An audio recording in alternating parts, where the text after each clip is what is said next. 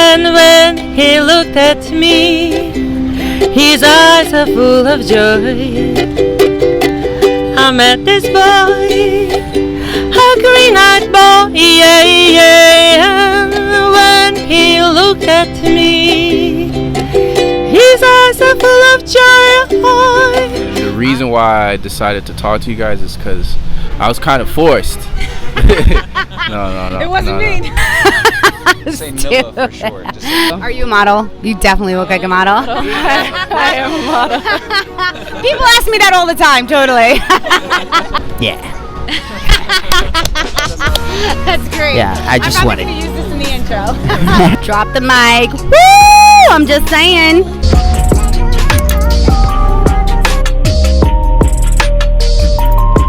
What is something that you learned late in life that you wish someone would have told you sooner? When we hold on to pain and anger and resentment and refuse to forgive ourselves and others, it eventually not only affects us emotionally but can affect us physically and result in physical pain. I think for a long time when I was growing up, I felt like I was too old to do things. Like literally, even as a teenager, feeling like I'm too old to start doing this, I'm too old to start doing that, and then realizing like later on you're gonna look back and be like, I was so young, I could have started then. And I think you'll always feel that way in life. Like you'll always look back and be like, I could have started then, or I could have jumped into that, or I could have learned that new thing. Right. So I guess, I don't know, because I don't feel like that's not necessarily something that no one told me, but it's just something that you have to know, like in your body or something. Like you can't really know it without knowing it, if that makes any sense. No, like, it does. It yeah. absolutely does.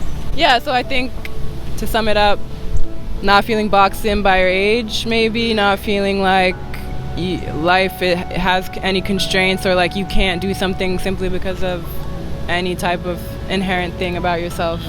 But to be honest to yourself first of all, and then the honesty will be I will find my path of honesty. That's what I discovered when I was 25, but if I would be 17 and knowing this, maybe it will help me. Be honest with yourself, you said? Yeah. To love myself.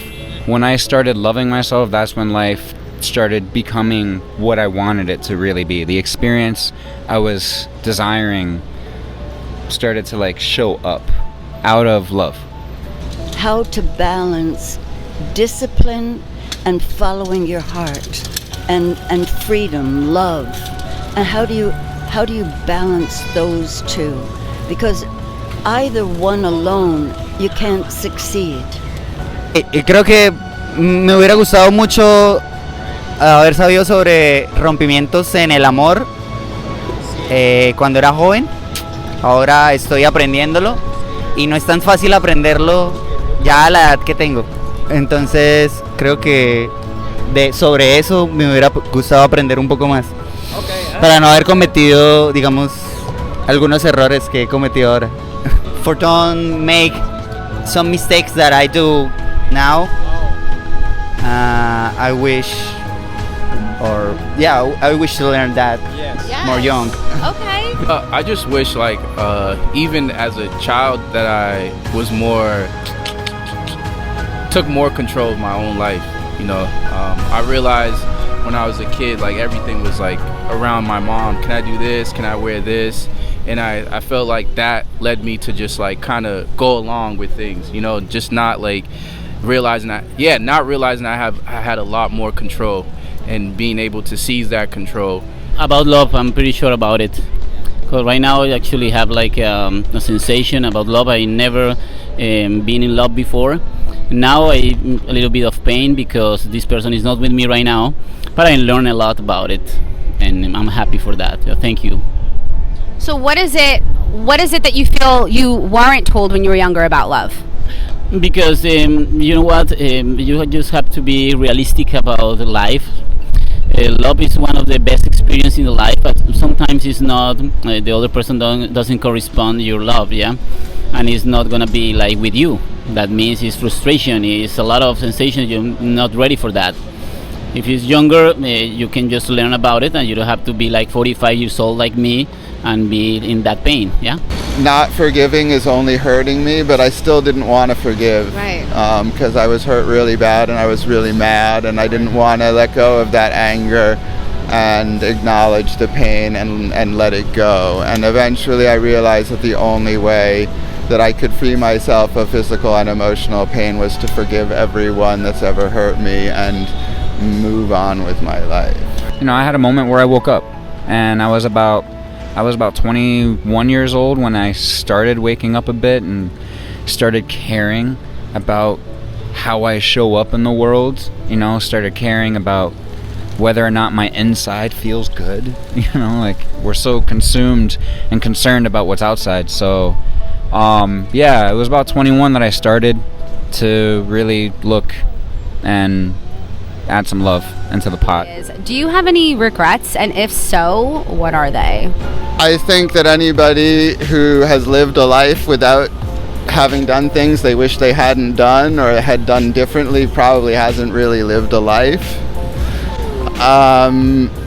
And, you know, yeah, I've done some things I really wish I hadn't done.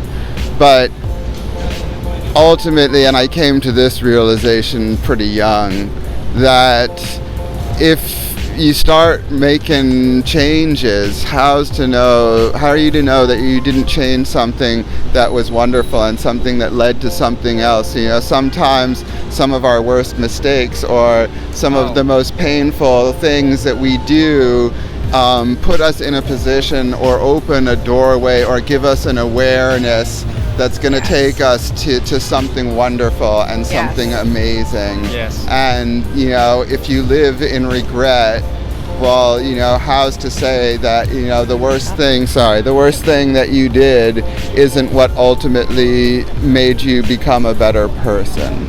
Yeah, I have a lot of regrets. But I guess one of my regrets would tie into like realizing you have more control and just doing certain things at certain points in my life that, you know, I felt like at the time that I couldn't or it wasn't possible because, you know, maybe my age or whatever. But that's it, really. Like, just going out more, traveling more in high school and things, you know, just at those kind of ages or stages in my life. Yeah, that's it, really. Just realizing you could do more than you think you can do. I wish I would take a music school. That's for sure. When I was a teenager, I had a chance, or there was opportunity to take a music school where I would learn music grammar and play piano. I didn't understand. That's what I'm very much regret about. I don't ever use the word regret because I feel it doesn't tell me what to do with the feeling. So feels like a waste of a lot of drama and emotion. So I replaced that word with, is there anything I would like to have done better? Is there anything I could have done a little bit better? And the answer I get is, no, I did the best I can. I did the best I could at that moment.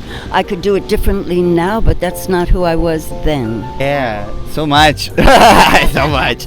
Like, but all the regrets teach us some lessons for our future. So I think no. Yeah, because we got scares and we learn about that scares.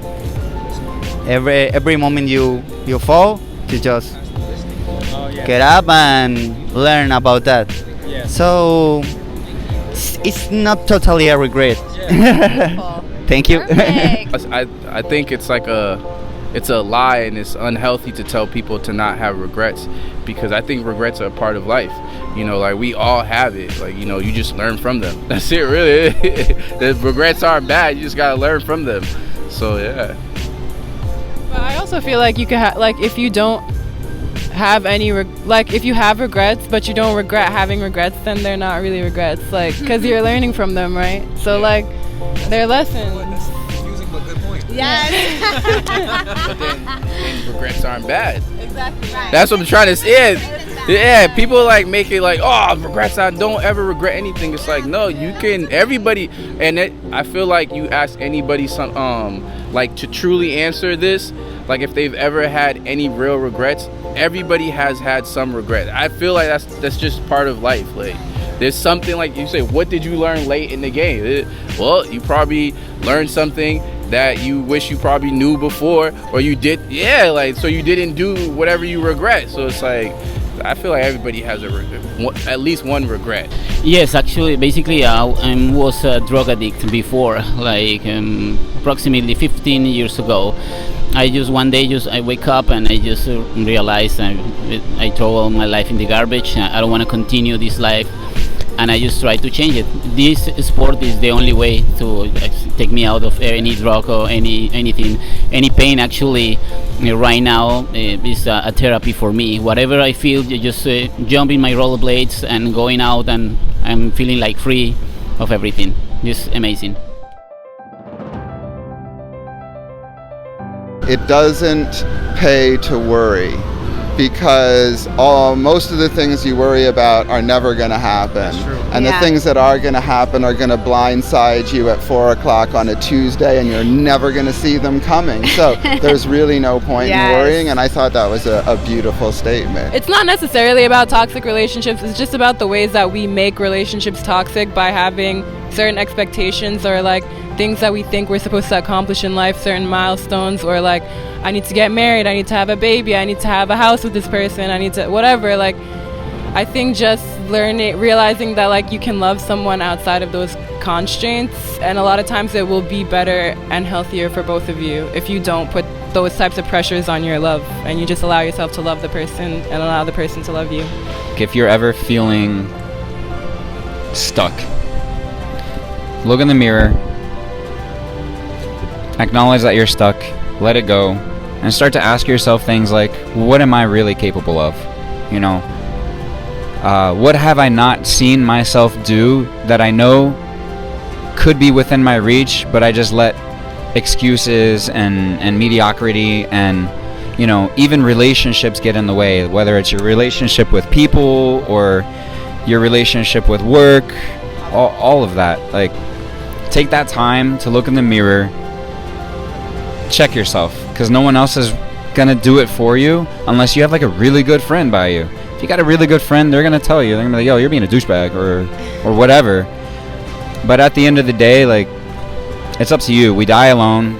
We're you know, we don't take anything with us other than who we are, and that's what we leave with others. Reality is your responsibility. That's what I would say. That the more what you would give out, you would mostly receive. If you're angry and sad and walk around with an upset face, you would mostly, I guess, receive the same faces. But if you walk with a happy face and you make people happy, that mostly you will get. Or people will break, even though they're angry. They usually break up and they start smiling back to you.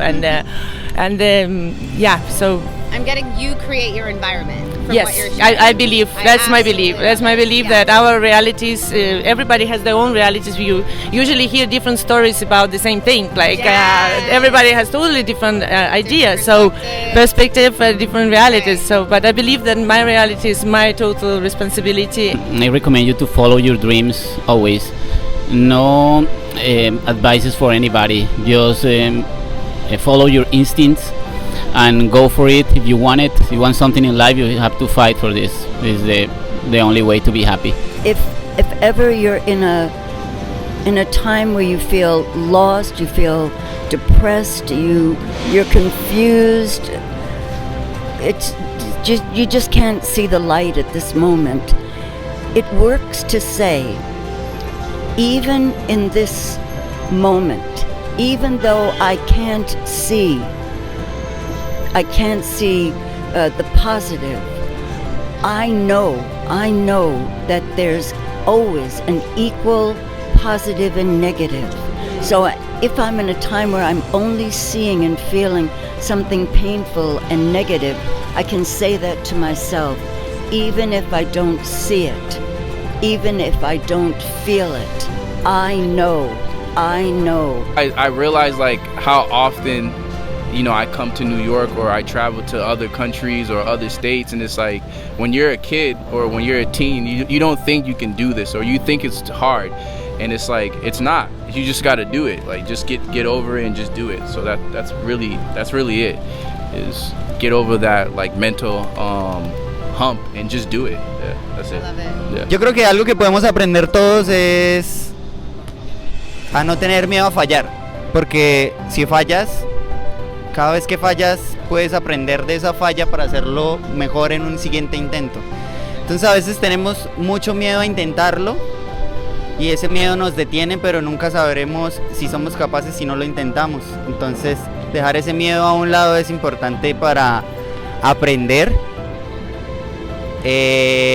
no solo de tus intentos sino de tus fallos, y también para crecer. Y creo que eso es algo que nos enseña la vida y me ha enseñado la vida a mí. That's what I want to share with you. Holding on to pain, resentment, and anger only harms you in the long run. Let it go and be free to enjoy your life. Thank you. Thank you very much. Seriously. Thank Glad you. to have you. You guys are all so wonderful.